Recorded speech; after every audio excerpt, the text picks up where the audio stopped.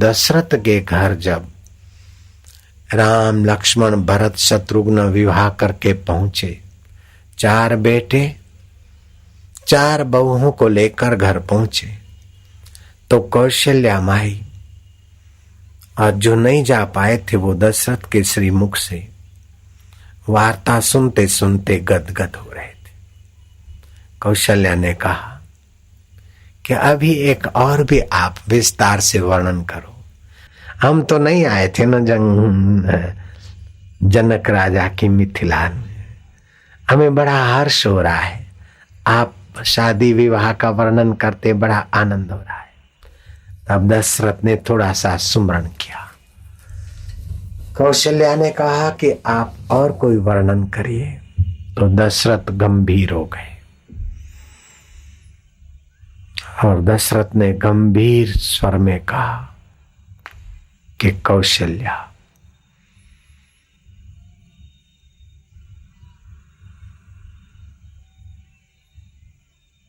फिर चुप हो गए।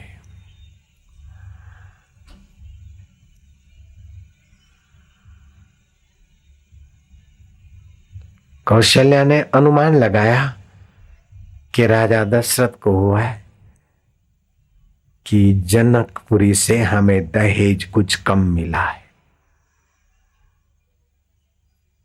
कौशल्या ने कहा, महाराज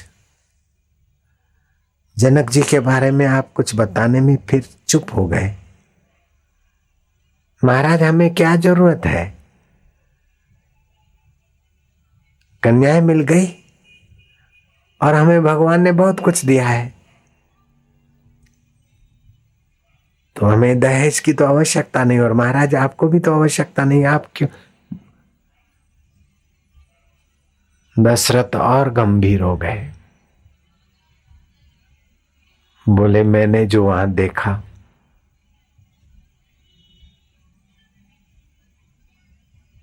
ऐसा करते करते दशरथ के आंखों में आंसू आ गए। कौशल्या चकित रह गई कि महाराज क्षमा करना, ऐसा तो मैंने अपराध किया कि आप हर्षित होकर सुना रहे थे, गंभीर हो गए और आपके आंखों में आंसू। महाराज क्षमा करना, ऐसी क्या व्यथा है। दशरथ कहते हैं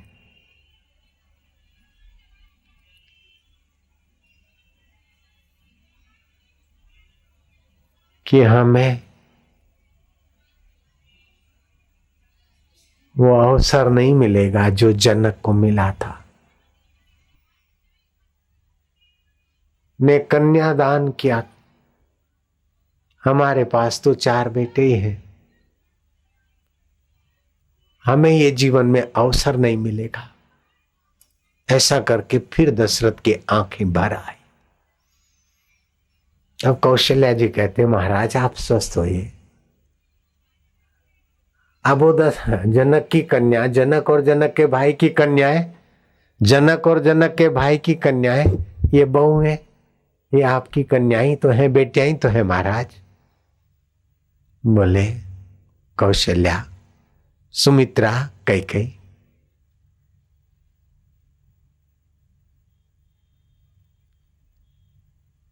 बाल्यकाल से युवावस्था तक कन्याओं को पालना पोषना, जब विवाह हो जाए और उस कन्या को विदाई देते समय पिता के दिल से क्या गुजरती है, और कन्या अपना घर छोड़कर ससुराल आती, उनके दिल से क्या गुजरती।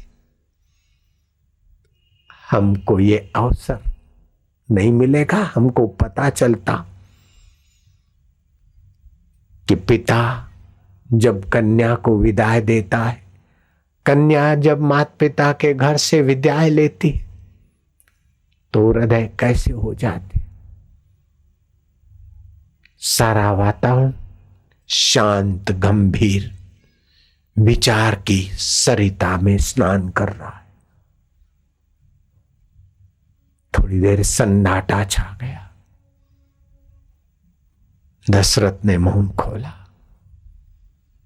कौशल्या चातक की नाई कैकेयी सुमित्रा दशरथ के तरफ देख रही। दशरथ कहते हैं कि इन बहुओं को तुम कैसी रखोगी जो अपनी मां, बाप, परिवार, सहेलियां छोड़कर तुम्हारे यहां आए हैं, तो इन बहुओं को कैसी रखोगी तुम? महाराज, हम इन्हें अपनी बेटियों की नाई स्नेह से रखेंगे। दशरथ ने कहा, कौशल्या, इन बहुओं को तो ऐसे रखो जैसे आंखों को अपनी पलकें सुरक्षित रखती है। तुम पलकें बन जाना और ये तुम्हारे नेत्रों के तारे। उस समय का जो उपदेश दशरथ जी ने दिया, बहुओं का हृदय पानी पानी हो गया, सासुओं का हृदय स्नेह सरिता में सराबोर हो गया। सासू का कर्तव्य है कि बहू और बेटी का झगड़ा हो तो बहू का थोड़ा पक्ष ले।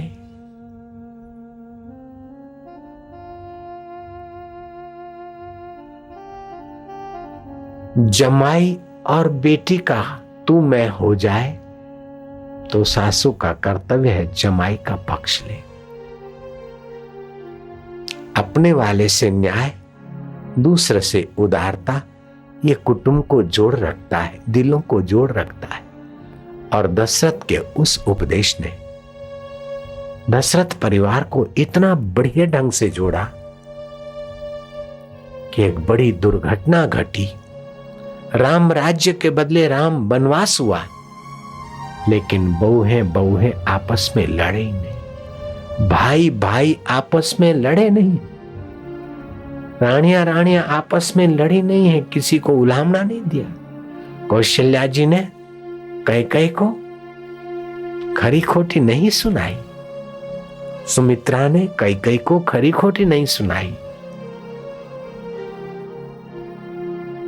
सबके हृदय में एक दूसरे के लिए सम्मान, सबके हृदय में छुपे हुए हृदयेश्वर के महत्व को देखते हुए कुटुंब जी रहा है।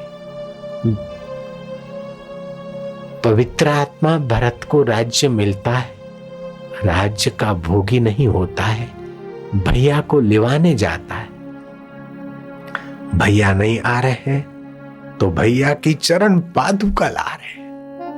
वो सिंहासन पर है और दास की नाई प्रतिदिन उन पादुकाओं को प्रणाम करके भरत तपस्वी का जीवन बिताते हुए राज्य कर रहे। कैसा ये भारतीय संस्कृति। पिता को कहना न पड़े, पिता का वचन सार्थक करने के लिए पुत्र राम राज्य के बदले राम वनवास स्वीकार करता है। ये भारतीय संस्कृति है। और कहीं पर ऐसे लोग हैं कि औरंगजेब अपने बाप को जेल में डालकर राज्य करता है, यहाँ अपने बाप का वचन सार्थक करने के लिए राम जी राज्य छोड़कर वन में चले जाते। हे भारत संस्कृति तेरी कैसी उदार।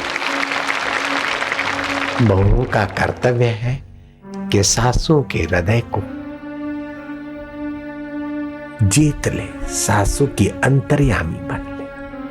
और सासू का कर्तव्य के बहुओं की अंतर्यामी बन जाए। पत्नी का कर्तव्य है पति की अंतर्यामी बन जाए। मौसम के अनुरूप पति के लिए भोजन चाजन आदि।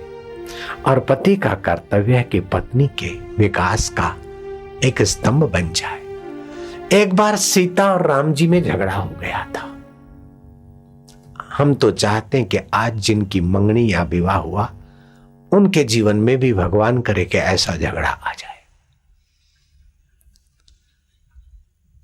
सीता जी कहती कि प्रभु प्रभु, वो लता कितनी भाग्यशाली है जिसको पेड़ का सहारा मिला है।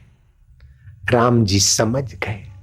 राम जी कहते कि सीते, मैं तो कुछ और ही समझता हूं। मैं तो समझता हूं कि पेड़ बड़ा भाग्यशाली है जो लता के पुष्पों के गुच्छों से शोभायमान हो रहा है। अकेले पेड़ों को कौन पूछ रहा है? पेड़ों पर घूमती हुई, करवटें लेती हुई लताएं फूलों के गुच्छे चमचमा रही है। सुगंधित सुवास फैला रहा है पेड़ लता के युग। भंवरे मंडार रहे, पक्षी किलोल कर रहे। ये सुहावनापन पेड़ का नहीं, लता के सहयोग का है। सीता जी कहती, महाराज लता तो धूल में मिल जाती, अगर पेड़ का सहयोग नहीं मिलता तो ये लता क्या करती बेचारी। राम जी कहते हैं कि अगर लता नहीं होती तो पेड़ बेचारा क्या करता। दोनों में झगड़ा हुआ मधुर। सीता जी कह रही हैं कि राम जी का सहयोग मुझे मिला है, मैं भाग्यशाली हूं। राम जी कह रहे हैं कि सीता जैसी साध्वी मुझे मिली है, मैं भाग्यशाली हूं। ऐसा झगड़ा। सीता जी कहती मैं भाग्यशाली हूं, राम जी कहते मैं भाग्यशाली। दोनों अड़ गए। अब इसका निवेरा कौन करे? लखन भैया गए थे कंदमूल फल फूल लेने को जंगल से। लखन भैया आए तो सीता जी ने सहज में कहा कि भैया, लखन भैया, अब हमारा आप ही न्यायालय खोलिए, हम दोनों का आप ही निवेड़ा करिए। ये लता देखो कितनी भाग्यशाली है, उसको पेड़ का सहारा मिला है ना भैया, हाँ कह दो। राम जी कहते हैं कि देखो न्यायाधीश महोदय, दोनों पक्ष को सुनिएगा। ये पेड़ कितना भाग्यशाली है कि जिसको लता का सानिध्य सौंदर्य मिला है। लखन भैया को समझने में देर न लगी कि तो पति पत्नी का झगड़ा है। लखन भैया तनिक शांत हुए। शांत आत्मा में ग्रहण शक्ति आती है, शांत आत्मा भगवत प्रेरणा पाता है। लखन भैया शांत हो गए, तनिक शांत हुए, मंद मंद मुस्कुराए। लता को भी देखते, पेड़ को भी देखते, राम जी को भी देखते, सीता जी को भी देखते। दोनों विवल है कि हमें ये न्यायाधीश महोदय मेरे पक्ष में न्याय देंगे। राम जी सोचते हैं कि मेरे पक्ष में बोलेंगे। सीता जी ने सोचा नहीं, लखन भैया मेरे पक्ष में बोलेंगे। लखन भैया कह दो। लखन भैया कहते हैं कि मुझे तो न पेड़ भाग्यशाली लगता है न लता भाग्यशाली लगती है। दोनों चौकन्ने हो गए। तो भैया आखिर तुमको फिर क्या, कौन सा न्याय देना है? बोले भाग्यशाली तो वो लखन लाला है कि दोनों के चरणों में सिर झुकाने का अवसर मिल रहा है। आप अमानी औरों को मान देने वाली ये भारतीय संस्कृति कितना रसमय जीवन बनाती है, कितना सुखमय जीवन बनाती है, कितना ज्ञानमय जीवन बनाती है। मेरी माँ की और मेरे पिता की मंगनी हमारे कुल गुरु ने कराया, लेकिन लोग ऐसे कि हमारी नानी पक्ष को जाकर कहा कि तुम्हारे घर में खाना ना हो तो बेटी को टुकड़े टुकड़े करके बोरे में डालकर ये तालाब में डाल देती। ऐसे परिवार में दिया है जिस लड़के की दो भाभियां झगड़ाखोर है, ऐसी है तेरी लड़की की क्या हालत होगी। और मेरे पिता के पक्ष वालों को बोला कि कैसे कंगालों के यहां से तुमने मंगनी स्वीकार की, ये कोई गुरुओं का काम है शादी विवाह मंगनी करवाना? तुम इतने बड़े जमींदार, हजारों एकड़ जमीन तुम्हारे पास, इतने इतने तुम्हारे पास ये वो फलाना ढींगना, और एक साधारण कुटुंब में तुम्हारे बच्चे को मंगनी करा दी। दो भाई तो ठीक बड़े बड़े घरों से शादी करके बैठ गए और छोटे भाई को ऐसे घर से तोड़ दो। महाराज दोनों पक्ष को भिड़ाने वालों ने भिड़ाया और मंगनी टूटने की नौबत आ गई। कुल गुरु परशुराम के नाक में दम आ गया। क्या करे? परशुराम ने ठान लिया। कन्या पक्ष को कहा ठीक है, आप मेरे मुंह पर धूल डालते हो तो ठीक है, मैं अपने मुंह में रोटी का टुकड़ा नहीं डालूंगा। और लड़के पक्ष वालों को भी बोला कि अच्छा तुम मंगनी तोड़ते तो तोड़ो, आज से मैं अन्न जल नहीं लूंगा। अब संत या जिसको गुरु माना वो रूठ जाए तो दोनों परिवार घबराए और दोनों ने अपना जो कुछ गबारे थे लोगों के, उनसे जान छुड़ाई, वचन दिया कि चलो ये होगा। विवाह तो हो गया, शादी हुई। मेरी माँ की जो 2 जेठानियां थी वो जबरदस्त झगड़ाखोर थी। ऐसा ऐसा खेल करती कि मेरी माँ की पिटाई करवा देती अच्छी तरह से।